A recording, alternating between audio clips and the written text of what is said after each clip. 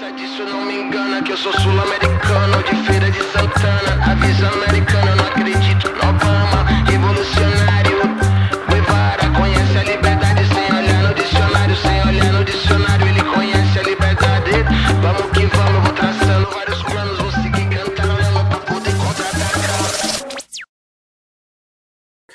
En base a eso quería mostrarles unos 4 proyectos, rápidamente, para no alargar esto, que tienen que ver con esta idea de pasar del pensamiento táctico al pensamiento estratégico, ¿no? Y justo en base a toda esta reflexión y a cómo entendemos lo que les he estado explicando, es que surge también el proyecto de Activa Huancayo. Entonces, Activa Huancayo es un taller internacional de arquitectura y urbanismo que se enfoca en la problemática que se da en el Valle del Mantaro, ¿no?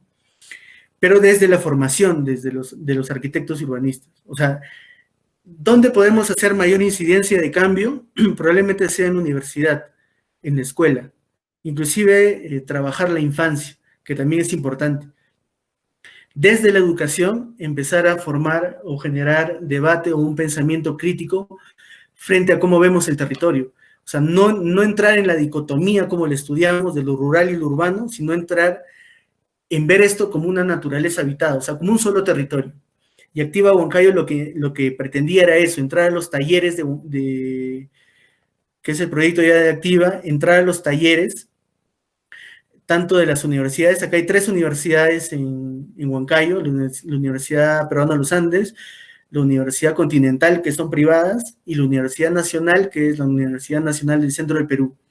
Entonces, tratar de trabajar con las 3 universidades, finalmente se logró con 2, para que en sus talleres poder meter esta idea, introducir la idea de pensar o repensar nuestro territorio del Valle del Mantaro y de Huancayo, ¿no? A partir de este taller.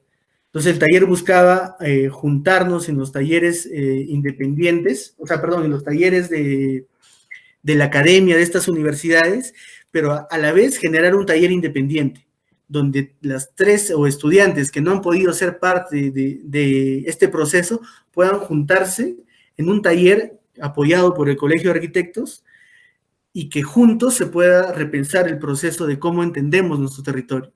Entonces, habían 2 talleres, uno en la Universidad del Centro y otro en la UPLA, y un taller independiente donde habían egresados, bachilleres, era como un movimiento, que quizá ese taller independiente representaba más el espíritu de Activa. Y partíamos nosotros de esas preguntas, ¿no? O sea, ¿cómo podemos afrontar las desigualdades sociogeográficas entre regiones de un país desde la arquitectura y el urbanismo, ¿no? Entendiendo esta dicotomía finalmente, ¿no? Entonces, las escuelas de arquitectura local pueden ser parte de ese cambio en sus territorios desde la formación del estudiante, ¿no? O sea, no trabajar en base a una supuesta realidad, sino trabajar en base a una realidad que la podemos sentir y entender, ¿no? Y podemos quebrar las individualidades y trabajar colectivamente. Entonces así empezó a surgir Activa, ¿no? Desde los Andes centrales peruanos, empezamos a trabajar en base a esta idea que les comentaba, ¿no? Sobre la realidad, ¿no? Porque la universidad suele trabajar en los talleres, y no creo que solamente sea acá, pero normalmente se trabaja sobre una supuesta realidad, ¿no? En el hecho de que vamos a trabajar el territorio de Huancayo, por ejemplo. Entonces se busca información sobre Huancayo, pero no se interviene en Huancayo, sino solo se idealiza Huancayo. Otra cosa es intervenir y salir a la calle y entender estos procesos. Entonces, seguimos formando arquitectos y urbanistas de gabinete y no enfrentados a esta realidad. O sea, seguimos formando arquitectos y urbanistas que finalmente se van a centrar en ese 30% de forma de trabajo, y el otro 70% de informalidad que tiene el Perú, no van a tener condiciones ni herramientas para poder trabajar ahí. Entonces, Activa era una especie de puente, que lo que buscaba era que haya esta confrontación con la realidad desde la academia. No, la idea era generar un circuito cada año para que este taller pueda trabajarse en distintas localidades del valle, generando un sistema integrado. Para esto invitamos a 6 estudios de fuera que tenían que trabajar con oficinas locales, el proyecto lo hicimos con RE, que estaba Elio Bendezú, Carol Córdoba y nosotros como del lugar, y invitamos a Alborde, a Táctico, a Semilla, esa vez de Alborde vino Malu, de táctico vino Juan Pablo, Semillas estuvo Marta Macaglia, de Uruguay estuvo Miguel Facioli, de Aqua Alta vino Nicolás Berger, pero también se coordinó con Lucas Fuster, y de Coau, bueno, vino Tiago, ¿no? Que fue ahí donde lo conocimos y empezamos a trabajar y entender todo esto. Y en base a eso se empezó a trabajar estas dinámicas a partir de generar pensamientos críticos, a partir de charlas, conversatorios, etcétera, ¿no? Donde se pueda generar ciertos intercambios, ¿no?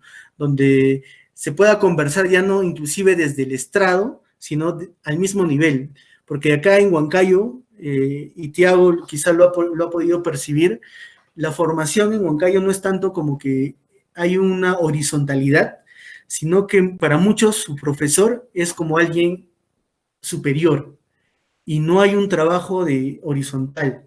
Entonces no hay ni siquiera la confianza como para poder trabajar. O sea, es alucinante porque, y por eso me parece alucinante el trabajo que están haciendo con Muscorre, donde hay un trabajo de diferentes escalas y que se mezclan profesores, estudiantes, bachilleres, arquitectos y un montón de cosas, porque en Huancayo no siempre se trabaja de esa forma, sino hay un trabajo más como que, bueno, los arquitectos aparte, los estudiantes aparte, los bachilleres aparte, entonces no hay un trabajo en conjunto y hasta esa lógica es fragmentada. Y con Activa se trataba también de buscar esa horizontalidad y por lo menos con Del Lugar nosotros también estamos constantemente trabajando eso porque sí nos parece importante, porque antes de ser profesionales o tener una disciplina, una carrera, nosotros somos ciudadanos, somos personas. Entonces estamos en las mismas condiciones y habitamos un mismo espacio, así es que tenemos la misma opinión que todos. Y así se fue trabajando, quizá llevar de espacios más íntimos, se llevaba a espacios hacia la calle donde podamos tener conversatorios, y era la confrontación de cómo eran los talleres dentro de Activa, estos talleres, como pueden ver acá, o sea, la planificación desde gabinete, ¿no? Desde la oficina, desde el taller, desde la escuela, desde el aula, pensando una ciudad que nunca se va a dar, una ciudad utópica, cuando no había un contraste con lo que se podía hacer de manera real, ¿no?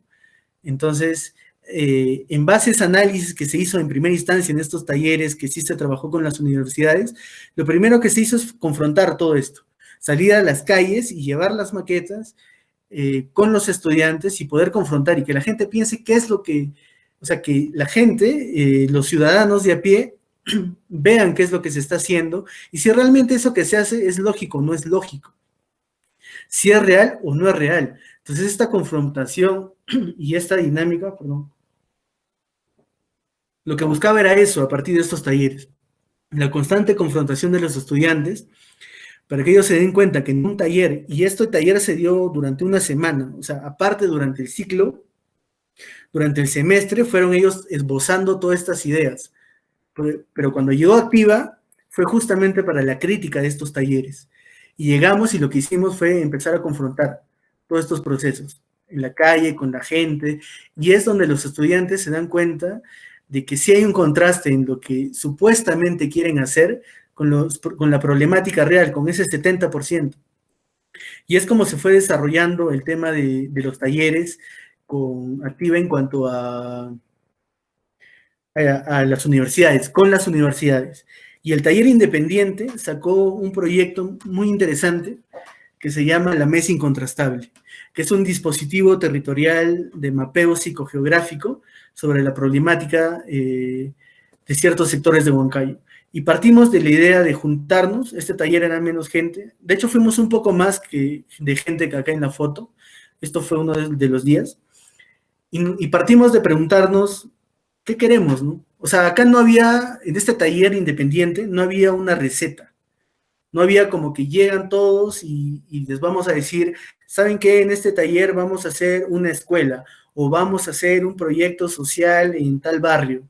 No, sino era sentarnos en un círculo, mirarnos todos y preguntarnos qué es lo que vemos, qué hacemos, y si vemos un problema, ¿qué podemos hacer? O sea, simplemente bajo esas premisas empezamos a idear, a conversar primero y entender que quizá la conversación no debería cerrarse este círculo, sino debería abrirse, que nosotros no somos quienes tenemos la respuesta o las recetas a un problema, sino que deberíamos salir y preguntar cuáles son los problemas. Y es que surgió esta idea de trabajar la mesa incontrastable, que era un dispositivo, era una mesa propiamente, donde se pegaba el plano de Huancayo, y empezar con el plano, ir hacia distintos lugares, haciendo un circuito en un sistema de espacios públicos, como fue el Parque Guanamarca, el Plaza Inmaculada, y después hacia Ferrocarril, y empezamos a identificar, y fuimos con la mesa, hacer un circuito, llevar la mesa, y que quizá los problemas no surjan de supuestamente los arquitectos, sino este dispositivo de mapeo psicogeográfico sean de las personas, porque las personas van teniendo, de a pie, van teniendo imaginarios urbanos, o sea, van entendiendo la ciudad de otra forma, no igual que nosotros. Entonces ahí es donde empiezan a identificar los problemas, se llevó la mesa, se llevó un plano, empezaron a escribir en ese plano, empezaron a decir, en mi barrio hay estos problemas. Entonces, había un montón de problemáticas, pero hay que entender que las problemáticas nos dan dos cosas, oportunidades y problemas. Entonces, así como describían problemas en sus lugares, porque primero identificaban su casa, su barrio, etcétera, en el plano, o un problema de la ciudad, también identificaban potencialidades, qué oportunidades se podía dar frente a ese problema. Y se empezó a hacer este recorrido, y se iba con la mesa, así tranquilamente, como se muestra en el video. Empezábamos a caminar con la mesa, la llevábamos, la dejábamos en un espacio público, y ahí la gente se empezaba a acercar y empezaba a describir, ¿no?, qué es lo que había.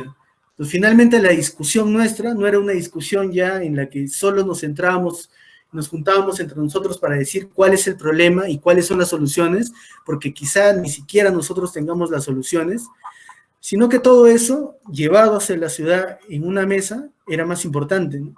Entonces se iba caminando desde esa perspectiva, íbamos entendiendo, se iba haciendo una especie de diagnóstico real de lo que pasaba, y los mismos ciudadanos empezaban a identificar, ¿no?, como lo están viendo ahora en el video, ¿no?, cuál era su lugar, en qué momento podían recorrer, cuál era el problema. O sea, empezaban a tener una visión no solamente a escala humana, sino a escala territorial. Entonces había esa dicotomía entre la escala humana y la escala territorial, ¿no?, de la propia ciudad. Y se identificó, o sea, finalmente la mesa nos dio una carga de diagnóstico muy importante, que nosotros hasta el día de hoy, o sea, este proyecto sale en 2017, pero hasta el día de hoy entendemos y nos sirve como una como una lista de problemáticas que quizá nunca han sido estudiadas en la universidad, sino que eran problemáticas que no estaban visibles, y lo que permitió la mesa fue visibilizar esas problemáticas. Entonces, es un primer paso, es un dispositivo, simplemente en eso. Entonces, mezclarlo con esta lógica de ambulantes en la calle, y que así como venden caramelos, venden papas en la calle, ¿no? Entonces, quizá esta discusión, llevarla también del territorio de la ciudad, llevarla de la misma forma, ¿no? Ser ambulantes dentro de este circuito, y que la gente, así como compra papa, choclo, un caramelo y demás, pueda ir a jugar o a comprarse el problema de la ciudad, a entender el problema de su ciudad, ¿no?, y a identificarlo desde esa perspectiva, ¿no? Entonces, esto es un poco más de lo que se dio. Se jugaba con chapitas, chipichaps le decimos acá, y empezaban a hablar, ¿no?, sobre una problemática, que es lo que les comentaba. Hicimos recorridos por distintos lugares vulnerables de Huancayo. Este recorrido, por ejemplo, se da en el borde de río Chulcas, un río que se le da a la espalda, por ahí es prácticamente el desagüe de Huancayo, uno de sus desagües, y no está visto, simplemente es una espalda. Este es el barrio Santa Rosa. Es un barrio que hasta el día de hoy no se le da la importancia necesaria, porque no se le da la legalidad. Para Huancayo no existe ese barrio, porque está al lado del río, ¿no? Y sí hay lógicas o quizá procesos que se deban seguir de reubicación, que nunca se van a dar, pero tampoco se le da una solución o solo se les integra a la ciudad desde la legalidad. Entonces se hizo todo un circuito a partir de este dispositivo urbano. Inclusive Thiago me comentaba que este dispositivo, cuando él lo comentó, también lo pudieron usar allá en Brasil como un sistema de mapeo, ¿no? O sea, agarrar la mesa y el territorio y llevarlo y que sean los propios habitantes del lugar que empiecen a identificar todos estos procesos, ¿no? Y otro trabajo en base a esa misma sintonía, que ya no es de activa, pero que sí a nosotros nos lleva a pensar cómo entendemos o cómo podemos ir desde lo táctico, es un proyecto que lo pudimos hacer para la Bienal de Arquitectura Peruana. Este proyecto lo hicimos en el barrio Los Libertadores, junto con la asociación y junto con Sitio, que es también un colectivo, donde está Javier Vera, y nos asociamos para llevar adelante este proyecto. Es interesante porque la Bienal de Arquitectura Peruana normalmente funciona para que se junten todos los arquitectos en una ciudad del Perú. Puede ser Lima, puede ser Arequipa, puede ser Trujillo. Este año fue Huancayo, o sea, el año que se dio esta Bienal. Y cuando se juntaron en Huancayo, nos dieron el encargo de poder coorganizar junto con el Colegio de Arquitectos la Bienal. Entonces, nosotros encantados de hacerlo, pero nos preguntamos, ¿por qué va a terminar siendo esto como que una especie de reunión solo entre arquitectos? La lógica nos hace pensar que si todos los arquitectos del Perú se juntan, o buena parte de arquitectos, y se van a una ciudad, hablan entre ellos como un té de tías, le decimos así nosotros, o sea, para decirle a tu otro amigo arquitecto, ¿sabes qué? Tu proyecto es bonito. Y él te responda, el tuyo también es bonito. Y sea como un diálogo, hay un término que usamos que es como franelear nosotros. Acá usamos mucha jerga. Entonces, que es como pasar la mano, o sea, franela, ¿no? De ser sobón, de decirle, ay, qué bonito es tu proyecto, el tuyo también. Entonces, juntarse así nos parecía algo tonto, porque si vas a tener a muchos arquitectos en una ciudad del Perú, en vez que se junten solo para conversar entre arquitectos, es llevar a estos arquitectos a que hagan un proyecto en la ciudad. Entonces introducimos este taller más proyecto social para que si se van a juntar arquitectos, todos podamos trabajar un proyecto social en la ciudad. Entonces la Bienal tendría que cambiar y en cada ciudad debería dejar un proyecto. O sea, si el 2014 fue Huancayo, en 2016, porque se hace cada 2 años, que se den Arequipa, también deja otro proyecto o resuelva una problemática de la ciudad. Y creo que es más efectivo que los arquitectos nos volquemos una problemática de un territorio que simplemente juntarnos para decirnos, para alabarnos, ¿no? Para darnos porras entre nosotros. Entonces este proyecto se enmarcaba en una zona casi exclusiva de Huancayo, en estas dicotomías, en estas dualidades que se dan siempre, que la zona exclusiva siempre está al lado de una zona vulnerable, o sea, de una zona conflictiva, digamos, entre comillas, ¿no? Yo no le llamaría conflictiva, pero así es como a veces le llaman, ¿no?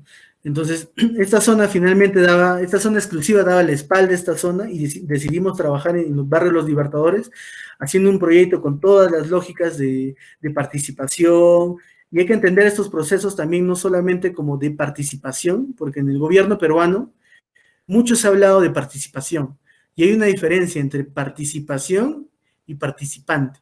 Participación a veces llevan un proyecto y te dicen, este es el proyecto, te hacen firmar una hoja y el proyecto ya se volvió participativo.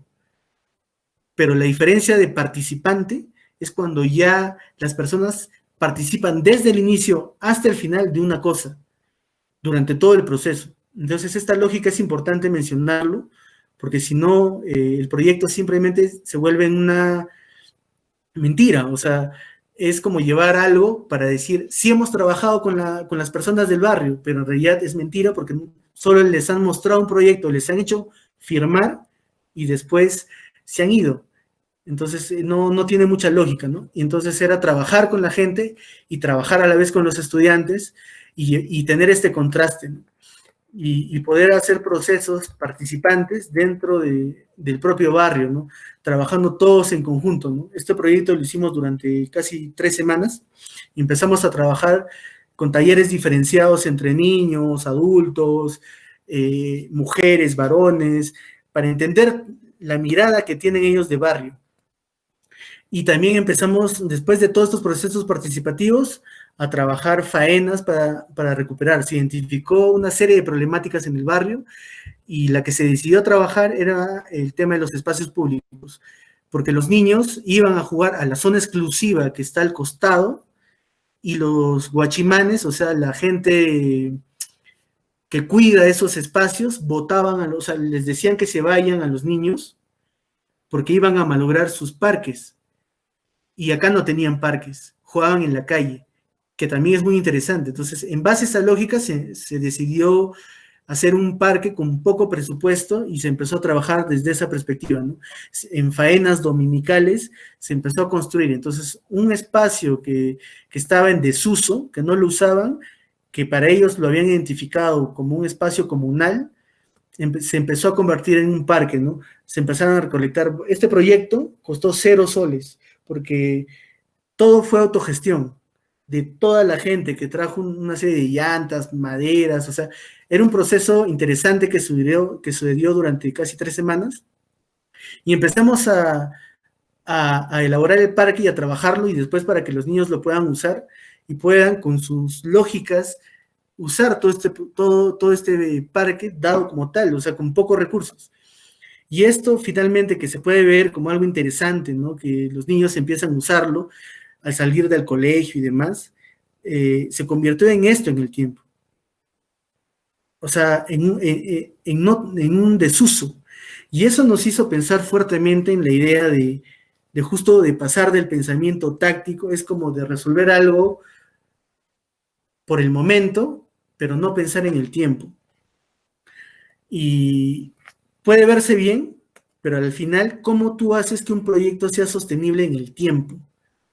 Desde esta perspectiva social y demás, ¿no? A veces siempre en los congresos, en distintos lugares nos muestran como la foto bonita en la que esto fue un éxito y demás, pero no nos muestran el después, ¿no? Cómo termina siendo. Y es muy importante justamente tener este rol de promotor cultural. O sea, el arquitecto y el urbanista no solo debe proyectar y construir, sino debe ser un gestor político y debe ser un promotor cultural de su propia obra, de lo que va haciendo. Y eso nos lleva a entender proyectos estratégicos que ya se dan en un marco diferente, con un proyecto mayor, ¿no? Que ya se entiende, digamos, una problemática de Huancayo en su conjunto, donde se empieza a analizar el río, que es el río Florido, no el otro que les comenté, sino otro, que está tapado en Huancayo. Lo han tapado, pero el río está ahí, por sectores está ahí. Entonces empezamos a identificar ese río para sacar el río como elemento estructurante del territorio. Y empezamos a trabajarlo desde esa perspectiva en base a esta es una propuesta, todavía no hemos llegado digamos, a tener esta confrontación con hacerlo por zonas, que estamos ya en ese proceso al día de hoy que se fue cortando por la pandemia, pero ya es el esbozo del proyecto que tenemos para recuperar el río Florido, que es un río que está tapado, invisibilizado en Huancayo. Este río hace 60 años había truchas. En este río la gente y los niños jugaban. Y han pasado 60 años y este río no existe. O sea, le han puesto una calle encima, una casa encima y está tapado. Y en algún momento el río va a aflorar, porque todo elemento natural va a buscar siempre aflorar. Y el río va a buscar su cauce y en un momento va a salir. Y era importante para nosotros trabajar este río como elemento estructurante. Y en ese sentido, quería un poco generar la reflexión de todo lo que les he contado sobre las cosas en las que estamos. Y nos es importante pasar del pensamiento táctico al pensamiento estratégico. Michel Dessertiu menciona que el pensamiento táctico es un pensamiento más espacial, o sea, de momento, mientras que el pensamiento estratégico es temporal, es durante un proceso de corto y largo tiempo. Y es ahí donde hay que hacer incidencia. A veces el pensamiento táctico es más fragmentado y nos lleva a tener a veces proyectos que aparentemente son interesantes y que los desarrollamos y tal, pero después no se usan en el tiempo porque tienen una fragilidad hasta constructiva. esto, lo que les digo, es una crítica a lo que nosotros también hacemos, propiamente. Entonces, pasar de esta idea, es importante entender que el pensamiento táctico, o todo este urbanismo táctico que se da, que muchos el día de hoy hablan, tiene pies que cojean. Y una de las cosas que flaquean o que son débiles es justamente pensarlas siempre espacialmente y no temporalmente. Mientras que el pensamiento estratégico va desde una escala entre la planificación y lo táctico quizá, ¿no? Una escala intermedia. Por lo menos en el Perú, a partir de ciertas iniciativas de proyectos urbanos integrales, se ha podido trabajar en ese sentido. Y esa es un poco la reflexión que les quería dejar, ¿no? En el sentido de que si tenemos 90 valles en el Perú y ninguno está siendo visto desde su naturaleza geográfica, pues debemos empezar a verlo con una visión estratégica, pero tener esa visión, pero también operar. O sea, no dejar estas operaciones pequeñas, tácticas, no dejarlas de lado, pero sí tener una visión temporal y operativa. Entonces, tener la visión y operar constantemente, ¿no? Entonces, era un poco lo que les quería contar a partir de la práctica que nosotros vamos desarrollando en Huancayo, ¿no? Eso. Caminero llevan pa'l monte, caminero llevan pa'l monte, caminero llevan pa'l monte.